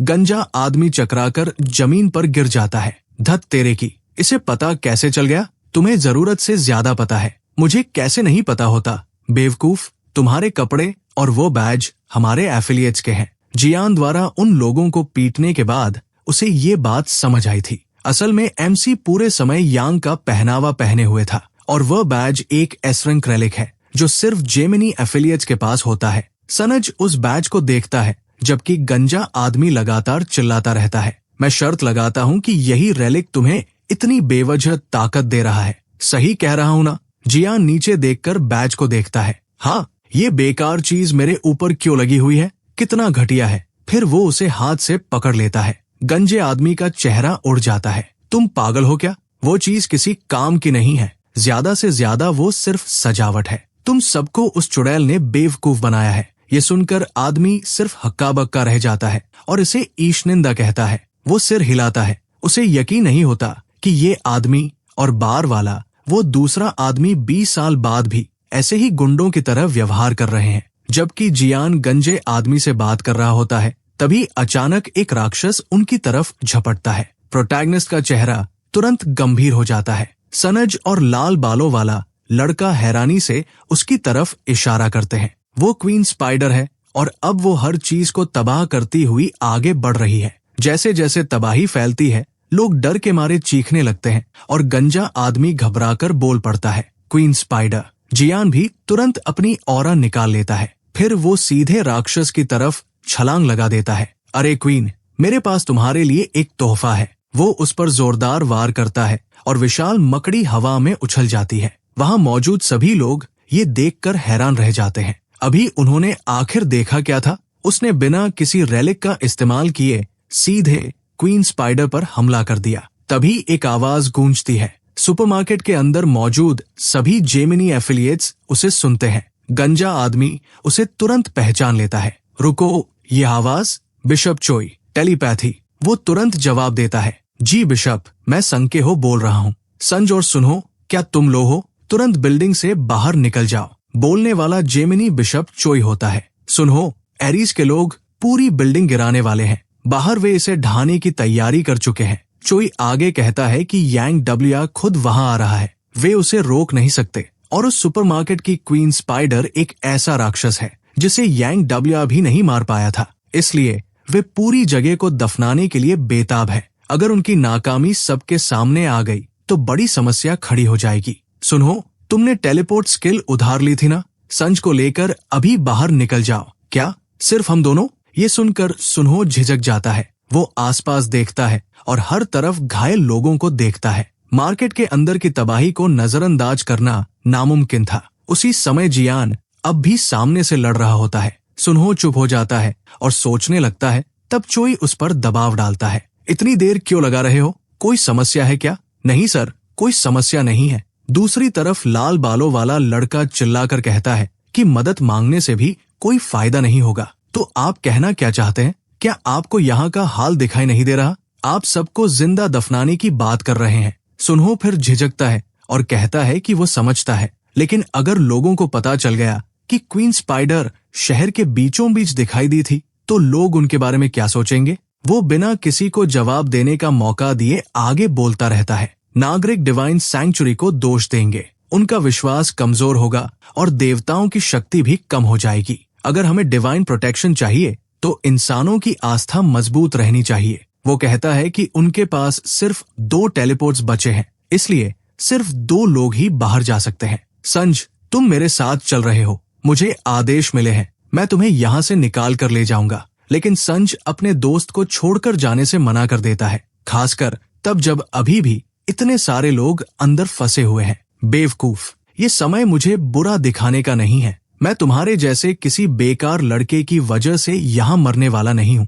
वो फिर से अपनी आइस पावर बुलाने लगता है और कहता है, मैं सेंट के आदेशों की अवहेलना नहीं कर सकता, इसलिए मैं इस सारे बोझ को खत्म कर दूंगा। फिर तुम्हारे पास कोई और विकल्प नहीं बचेगा। जैसे ही लाल बालों वाला लड़का ये सुनता है, वो भी अपना हथियार निकाल लेता है। तुम कितने घटिया इंसान हो संज, क्या तुम्हें सच में लगता है कि तुम मुझसे लड़ सकते हो? हम दोनों की ताकत में जमीन आसमान का फर्क है। अपनी बेकार की अंतरात्मा को भूल जाओ और समझदारी वाला फैसला लो। लेकिन उसके बाद पूरी करने से पहले ही एक कनखजूरा उसकी पीठ पर जोरदार टक्कर मार देता है। वो मुंह के बल जमीन पर जा गिरता है और दूर तक फिसलता चला जाता है। तब जियान उसकी तरफ देखकर कहता है, क्या तुम लोग अभी भी यहीं हो? यहाँ खतरा है, जल्दी निकल जाओ। लड़का उसे पुकारता है। वो बड़े भाई के लिए इस्तेमाल होने वाला शब्द बोलता है। फिर लाल बालों वाला लड़का समझाता है कि बाहर जाने का रास्ता कैलेमिटीज ने बंद कर रखा है, इसलिए वे निकल नहीं सकते। उनके पास सिर्फ 2 रास्ते हैं, या तो टेलीपोर्टेशन का इस्तेमाल करें या फिर सभी कैलेमिटीज को हरा दें। क्वीन स्पाइडर अब भी वही खड़ी सबको घूर रही होती है। वहाँ बहुत सारे घायल लोग भी हैं। बाहर सूट पहने आदमी लगातार बैंगनी शक्ति इकट्ठा कर रहे होते हैं और वो जोड़ता है कि एरीज कॉन्स्टलेशन सेक्ट ने पूरे इलाके को सील कर दिया है। जियान जीभ चटकाता है, क्या सिरदर्द है। दूसरी तरफ गंजा आदमी, जो अभी भी जमीन पर बुरी हालत में पड़ा था, उठ खड़ा होता है और चिल्लाने लगता है कि एमसी ने उसे पीटने की हिम्मत कैसे की। जियान उसे बीच में ही रोक देता है और कहता है कि उसे लगा था वो आदमी सबको छोड़कर पहले ही भाग गया होगा। चुप हो जाओ बेवकूफों, अगर जीना है तो खुद बचो। मैं तो चाहे कुछ भी हो जाए यहाँ से निकल रहा हूँ। लेकिन जैसे ही वो टेलीपोर्ट करने की कोशिश करता है, एक जाला उसकी पीठ पर आकर चिपक जाता है। क्वीन स्पाइडर ने उसे पकड़ लिया था। क्या ऐसा नहीं हो सकता? वो उसे खींचकर सीधे अपने जबड़ों तक ले जाती है और वही उसका अंत हो जाता है। जमीन पर सिर्फ उसका फोन गिरकर रह जाता है। वहाँ मौजूद सभी लोग गंभीर चेहरों के साथ उस मकड़ी को देखते रह जाते हैं। जियान उन दोनों से कहता है, इसे मैं संभालूंगा, तुम लोग घायलों का ध्यान रखो और मौका मिलते ही बाहर निकल जाओ। लाल बालों वाला लड़का और संज एक दूसरे को देखते हैं, लेकिन प्रोटैगनिस्ट आगे कहता है, मैं इसे जल्दी खत्म कर दूंगा, इसलिए हट जाओ। बाहर बैरियर लगातार ऊपर उठ रहा होता है और यांग वहां पहुंचकर रिपोर्ट मांगता है। लोग उसे बताते हैं कि उन्होंने स्टोर को घेर लिया है और पूरी बिल्डिंग को हाई अलर्ट पर डाल दिया है, लेकिन वो प्रभावित नहीं होता। उसके वहां पहुंचने से पहले जो काम शुरू हो चुका था, उसे वो कोई बड़ी बात नहीं मानता। तभी उन्हें पता चलता है कि बैरिकेड टिक नहीं पा रहा है, किसी चीज ने उसे रोक रखा है। अचानक हरी रोशनी फूट पड़ती है, बैरिकेड टूट जाता है और सभी लोग पीछे की तरफ उछल जाते हैं। इसके बाद पूरे इलाके में एक विशाल सर्प का निशान दिखाई देता है। ये क्या है? सांप। लोग घबराकर सुपरमार्केट से बाहर भागने लगते हैं। वे मदद की गुहार लगाते हुए कहते हैं कि कैलेमिटी अभी भी अंदर है और कई लोग अब भी फंसे हुए हैं। सूट पहने लोग भीड़ को रोकने की कोशिश करते हैं, जबकि कुछ लोग चिल्लाकर कहते हैं कि एक आदमी उन मकड़ियों को पकड़ रहा था। यांग ये सब चुपचाप देखता रहता है। मकड़ियों को पकड़ रहा था? नहीं, ये नामुमकिन है, मैं खुद भी उन्हें पकड़ नहीं सकता। तो फिर ये किसने किया? वो अपनी लाल ऑरा छोड़ना शुरू कर देता है। गार्ड तुरंत सबको चेतावनी देते हैं, मिस्टर यांगी, अंदर अभी भी कैलेमिटीज हो सकती है, लेकिन उसे इसकी परवाह नहीं होती और वो सभी को सतर्क रहने का आदेश देता है। फिर वो एक बिल्डिंग से दूसरी बिल्डिंग पर छलांग लगाता हुआ सुपरमार्केट के अंदर पहुंच जाता है और कहता है, हे भगवान, इसे किसी ने कैसे मार दिया? किसने किया ये? यहाँ लड़ाई के निशान हैं। यहाँ आखिर हुआ क्या था? क्या कोई सच में क्वीन स्पाइडर का शिकार कर रहा है? मामला और भी मुश्किल होता जा रहा है। पहले से ही बहुत सारी परेशानियां हैं। फिर उसे एक खास ऊर्जा महसूस होती है। वो तेजी से दौड़ता है, नीचे देखता है और अचानक रुक जाता है। रुको, वो कमीना, वो यहाँ क्या कर रहा है? नीचे भीड़ में उसे ह्यूगो दिखाई देता है। यांग सोचने लगता है कि क्या ये सब ह्यूगो की वजह से हुआ है? क्या सच में वही इसके पीछे हो सकता है? ये बात लगभग समझ में आने लगती है। तभी अचानक कोई कहता है, अरे मेरे बिना कैसे हो? जैसे ही यांग ये आवाज सुनता है, उसका शरीर सख्त हो जाता है। क्या हुआ मोटू, कोई दिक्कत है?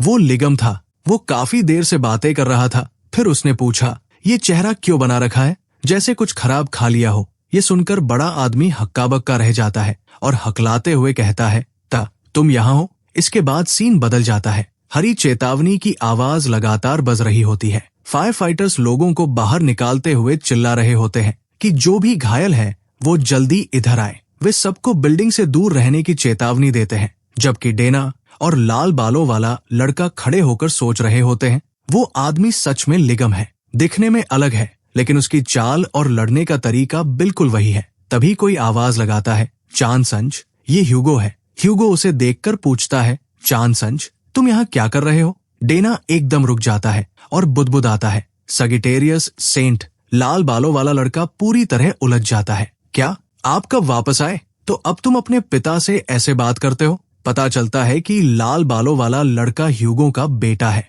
ये काफी चौंकाने वाला खुलासा था। डेना मुस्कुराता है, लेकिन लाल बालों वाला लड़का साफ तौर पर गुस्से में होता है। ह्यूगो उन दोनों को देखता रहता है। फिर वो कहता है, अच्छा है, इन्हें ज्यादा चोट नहीं लगती। मेडिक से थोड़ा इलाज हो जाएगा। लेकिन उससे ज्यादा जरूरी बात यह है कि तुम लोग सुपरमार्केट के अंदर थे और मैंने सुना है कि कैलामिटी को मार दिया गया। तो ये किसने किया? लाल बालों वाला लड़का उसे पूरी तरह नजरअंदाज कर देता है। गुस्से में वह बस उसे घूरता रहता है और सोचता है कि अब ह्यूगो किसके पीछे भागने वाला है। तभी डेना कहता है, लेकिन भाई गुम ठीक होंगे ना?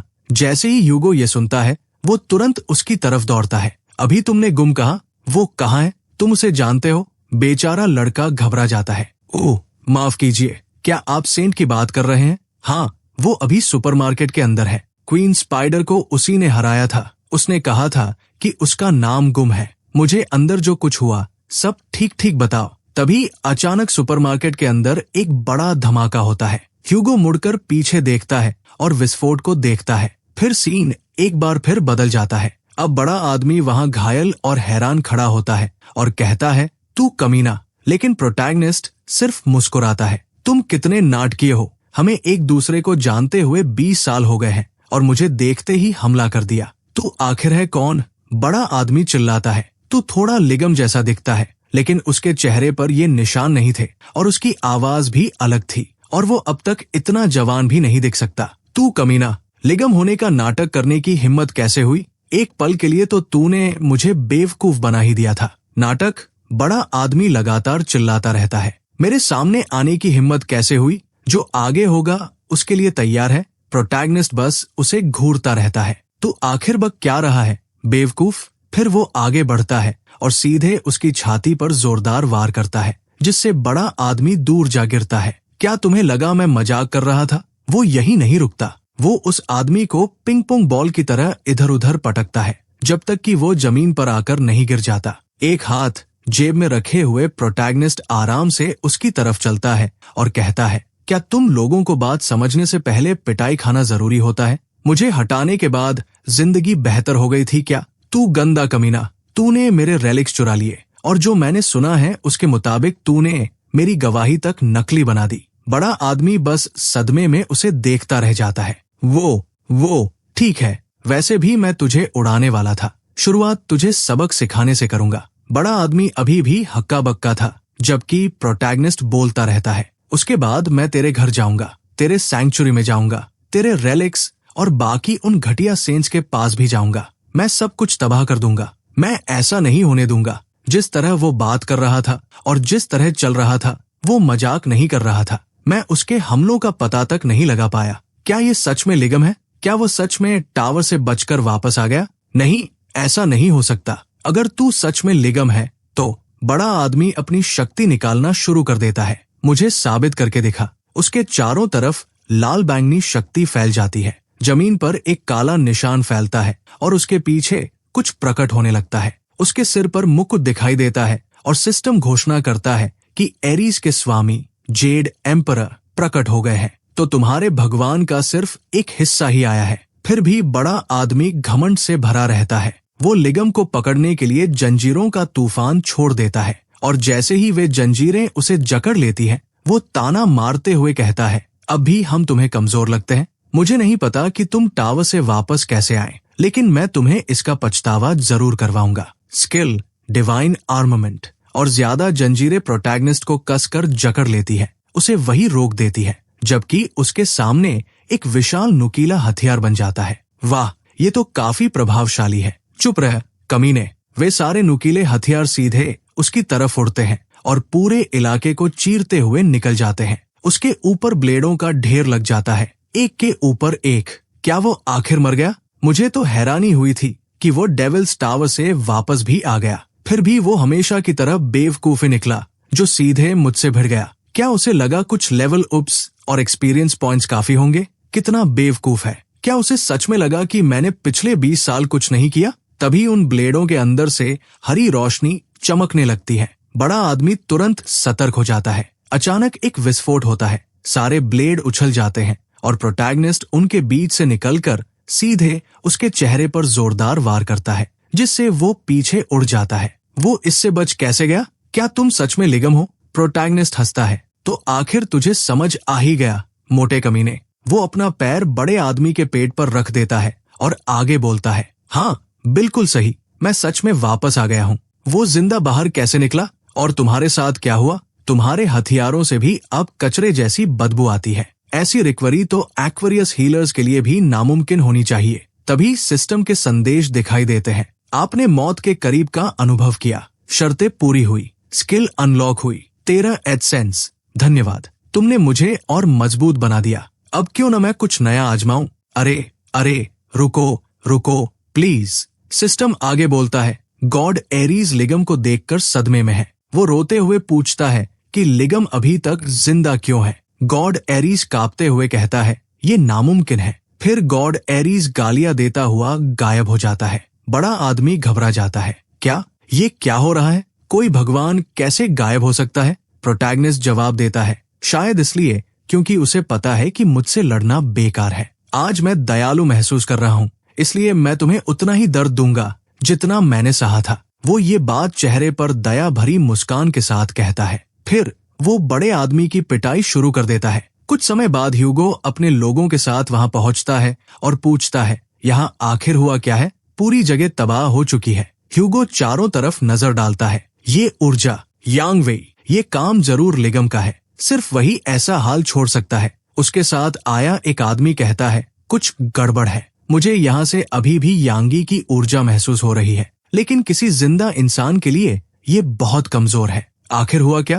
ह्यूगो पहले कुछ नहीं कहता, फिर वो अपनी ऑरा छोड़ता है और उनसे कहता है, एक पल के लिए पीछे हटो। अगले ही पल वो गायब हो जाता है और सीधे वहां पहुंचता है जहां बड़ा आदमी था। आसपास देखने के बाद वो गाली देता है, लिगम, वो कमीना, उसने यहाँ एक संदेश भी छोड़ दिया है। बेवकूफ कमीना, अब अगला तमाशा क्या करने वाला है? इसके बाद सीन आयरिस के घर पर बदल जाता है। प्रोटैगनिस्ट आराम से पहुंचता है और कहता है, तो यांगी ने जो डिवाइन आर्टिफैक्ट मुझसे चुराया था वो यहाँ है। वो अंदर जाता है और जल्दी ही उसे बड़े आदमी की एक मूर्ति दिखाई देती है, जबकि आसपास लोग घूम रहे होते हैं। प्रोटैगनिस्ट चारों तरफ देखकर कहता है, उस कमीने को अमीर दिखने का कितना शौक है, इतनी दौलत दिखा रहा है, लेकिन मैं अपने डिवाइन आर्टिफैक्ट को पहले ही महसूस कर सकता हूँ। और ये नकली रेलिक्स क्या है? लगता है वो मेरे घर के कपड़े भी उठा लाया, लेकिन ये सारे हथियार नकली हैं। तभी उसकी नजर एक चीज पर पड़ती है जिस पर लिखा होता है, लिगम द्वारा इस्तेमाल किया गया टूथपिक। तो तुम यहाँ हो मेरे प्यारे। तभी सीन बदल जाता है। लाल अलार्म बजने लगता है और लोग घबरा जाते हैं। चोर है, जल्दी करो, सभी गार्ड एरिया बी में पहुंचो। जब वे वहां पहुंचते हैं तो प्रोटैगनिस्ट हाथ में वो टूथपिक पकड़े खड़ा होता है। कुछ ही पलों में पूरी सुरक्षा टीम उसे चारों तरफ से घेर लेती है। हाथ ऊपर करो, सामान नीचे रखो और शांति से आत्मसमर्पण कर दो।